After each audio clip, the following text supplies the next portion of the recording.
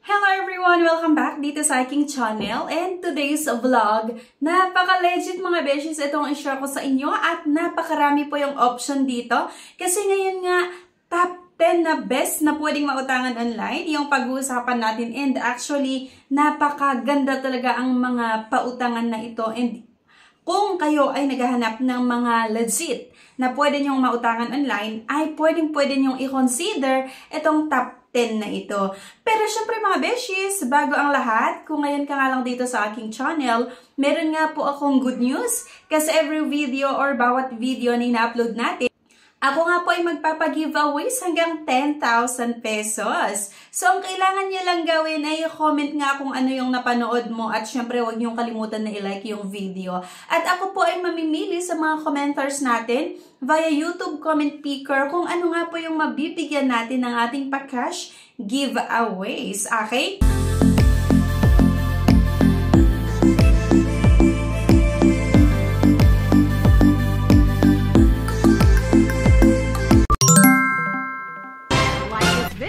Subscribe, comment, and share. It declines the bank and other loan apps. Pwede niyong subukan yung ibang options. See the links sa comment section below.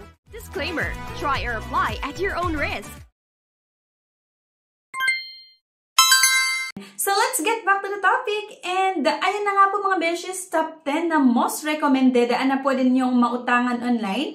100% po na sa online tayo mag-apply, sa online tayo magsusubmit ng ating loan application.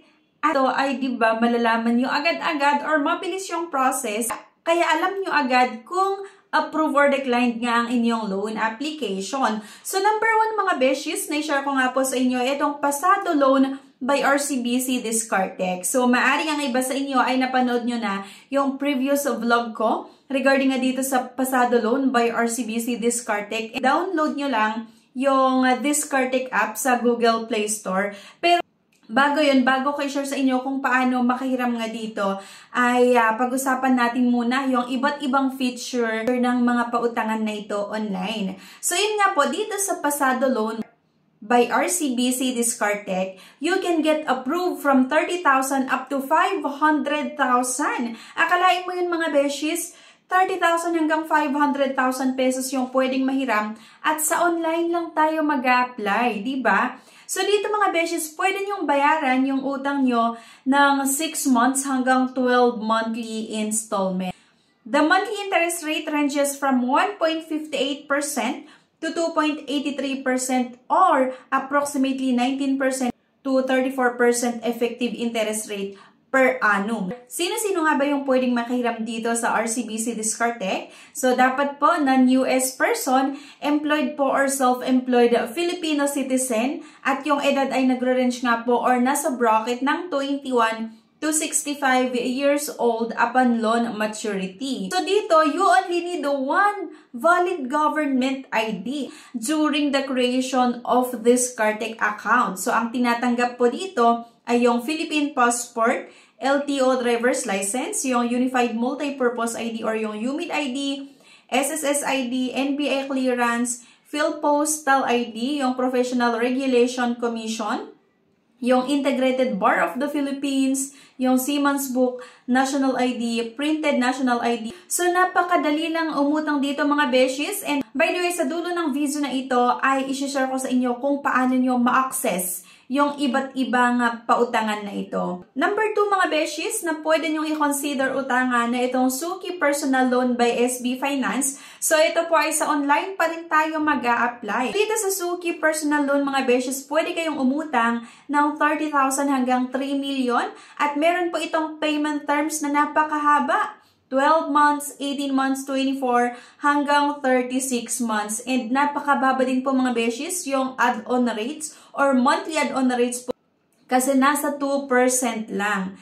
And para kayo ay makahiram dito sa Suki Personal Loan by SB Finance, ito po yung mga requirements and eligibility criteria. So, prior application via the Suki mobile app, prepare discount copies of the following below. So, dito sa Suki Personal Loan, meron lang tayong requirements na kailangan isubmit, pero sa app tayo magsasubmit mga beshies. And Dahil nga malaki yung pwede nating mahiram kaysa mga interested sa mga gustong umutang ng malaking amount, 30,000 hanggang million, di ba? Yung pwede nating mahiram dito sa Zuki, 30,000 hanggang 3 million. Then, kailangan yung isubmit nga itong mga requirements or yung mga requirements na makikita nyo pa rin naman sa Zuki app mismo once na gusto nyong mag-try na umutang. Okay? And, ito yung eligibility criteria nga.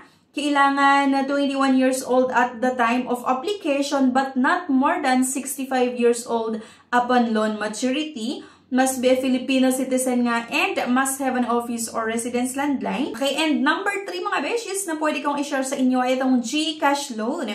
So, maaring marami sa inyo talaga yung nakakaalam dito sa GCash loan. Pero para sa mga bago na wala pang idea kung paano nga ba umutang dito sa GCash. So, itong G-loan ay maka-access nyo sa GCash app mismo. So, G-loan is a pre-approved loan offered to select users, allowing you to borrow money and receive your loan in your GCash wallet within 24 hours after your loan application. Pero kasi, based on my experience, nung umutang ako dito sa G-loan nga, sa GCash app mismo, hindi naman siya inabot ng 24 hours. Actually, wala pang isang oras, na-receive ko agad yung loan proceeds. So, dito mga beshies, pwedeng umutang yung nag-edad ng 21 to 65 years old pa rin, Filipino citizen, and a fully verified GCash user. So, kailangan para tayo ay makapag-try na umutang nga dito sa G-loan ay verified po yung ating GCash account. And actually, once na meron kayong GCash account, pwede kayong pumunta mismo sa GCash app ngayon na at i-check yung borrow. Then, i-check nyo yung may nakalagay na G-loan.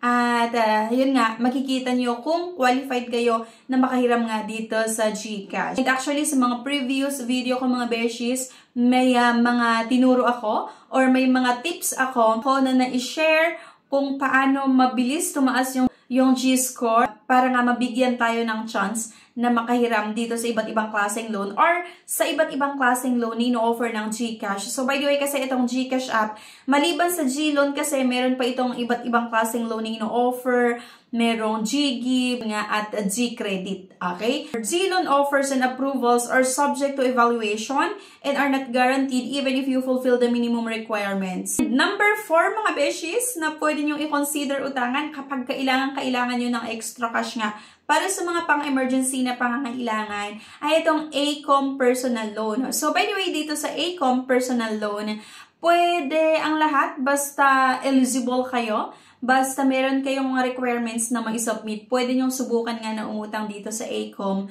personal loan. So, ang qualifications para makahiram dito sa ACOM personal loan ay dapat po Filipino citizen at nag-edad ng 21 to 65 years old pa rin. Kaya lang, ang mas priority talaga nila ay yung mga residente or nakatira sa Luzon area. Pero I'm sure sa mga susunod na taon, di ba, ay mag-expand pa ito sa ibang mga lugar dito sa Pilipinas. So, abangan nyo yan. Pero for now kasi, must be a resident of Luzon, employed for at least 3 months with minimum net pay of 10,000 or above, diba? Must have an existing company landline and personal mobile number. So, para kayo ay makahiram dito sa ACOM personal loan, mga beshies, dapat po meron tayong valid government issued ID. So, ang tinatanggap ng ACOM na ID nga ay pwede yung PhilSys ID, yung SSS, GSIS, or yung UMID ID, passport, driver's license, yung postal ID, Voters ID, PRC, or yung NBI clearance. Dapat din po meron tayong employment proof and income proof, yung company ID, or certificate of employment within 3 months. Kailangan din po natin makapag-submit ng TIN SSS proof, TIN card, yung SSS card, recent BIR 2316, yung company ID, at yung payslip. Number 5 mga beshies, yung UD loans. Loans can be availed in 1, 2, 3, 6 hanggang 12 months or 1 month hanggang 12 months. 100% digital po ito. UD Cash Loans is a 100% digital loan available for Ube Save account holders. Sino-sino nga ba yung pwedeng makihiram dito? So actually, Anyone can apply for a UD loans or for a UD cash loan provided that they are an UBSave account holder. So if you don't have an UBSave account yet, you can easily apply for one on the UD app. And after you successfully created your UBSave account, you should be able to see the loans icon and start your application for a UD cash loan. And number 6 mga beshies na pwede nyo i-consider utangan ay itong Bangko Instacashco Personal Loan, Online Salary Loan. Napakaganda din ito and actually napakarami yung pwedeng makiram dito sa Bangko Instacashco Personal Loan. And halos sana Luzon, Visayas, and Mindanao available ito. So, depende na lang kung yung area nyo ba ay available or kinikate. Sa akin, medyo malayo ako sa city, pero available pa rin talaga itong Bangko Instacashco Personal Loan. And nag-offer sa akin ng loan, pero hindi ganun kalaki. Okay lang naman kasi first time ko din talaga nasubukan na mag-try dito sa Bangko Instacashco Personal Loan. Pwede kayong makahiram ng 2,000 hanggang 250,000 pesos that you can use for your immediate needs, and you can choose from flexible payment terms na 7 to 36 months. So, di ba napakahaba din po yung payment terms na ino-offer ng Bangko Instacashco Personal Loan. Kaya talaga, magkaroon kayo ng time pa, di ba, para maghanap ng pwedeng pambayad doon sa possible na magiging monthly amortization nyo. At dahil nga mahaba yung payment terms, ay talagang kayang-kaya nyong bayaran yung possible na magiging monthly amortization nyo. Kasi syempre, hati-hatiin yan sa ilang buwan. Loan eligibility, kailangan daw po yung edad ay 18 to 60 years old. Gross monthly income ay 12,000 lang, di ba? So, hindi ganun kataas itong qualifications ng Bangko Instacashco Personal Loan pagdating sa sahod. Kasi di ba, kung napanood nyo yung mga previous vlog ko, yung ibang bangko na nag-offer ng loan, ay kailangan yung sahod ay 20,000, 25,000, 35,000, or 50,000 pesos. Pero dito, 12,000 lang yung qualifications pagdating sa sahod. Online loan documentary requirements, isang valid government-issued ID, 1-month pay slip, income tax return, or certificate of employment with compensation details. So, yun lang yung requirements para makapag-apply kayo dito.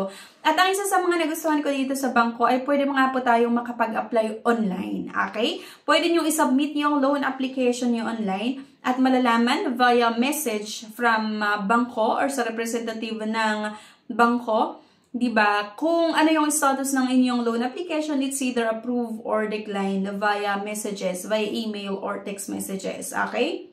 At number 7 mga beshies na nyo-recommend ko sa inyo na pwede nyong itry kapag kailangan nyo nga ng extra cash ay itong Tonic Bank Personal Loan. So dito sa Tonic mga beshies, I'm sure napanood nyo na yung mga previous vlog ko din dito, pero para nga sa mga bago ay ayan, pwede nyong i-check. So, ang eligibility criteria and the requirements, dapat po 23 to 58 years old upon loan maturity, Filipino nationality, merong isang valid government ID, yung Philippine resident at Tonic savings, dapat meron po tayong Tonic savings account at napaka-minimal lang din po yung requirements. So, kailangan din dito, meron tayong valid taxpayer identification ID or yung TIN ID for employed and self-employed. So, pwede nga tayong makahiram dito sa Tonic, di ba, ng 20,000 pesos hanggang 12 months or 20,000 pesos at 12 months installment period. So, isa ito sa mga napakaganda na pwede nating utangan.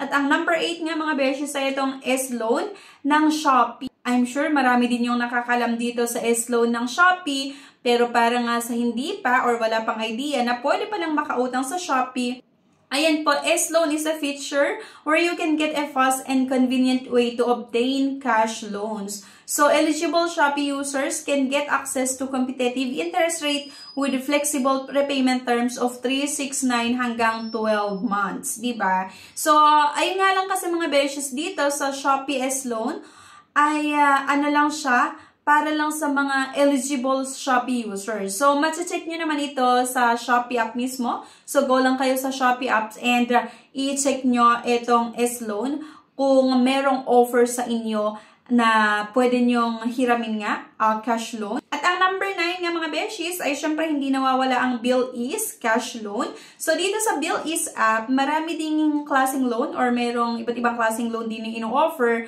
Merong pay later, pero nga kasi focus tayo dito sa Bilis cash loan na kung saan pwede kayong makahiram nga ng pera.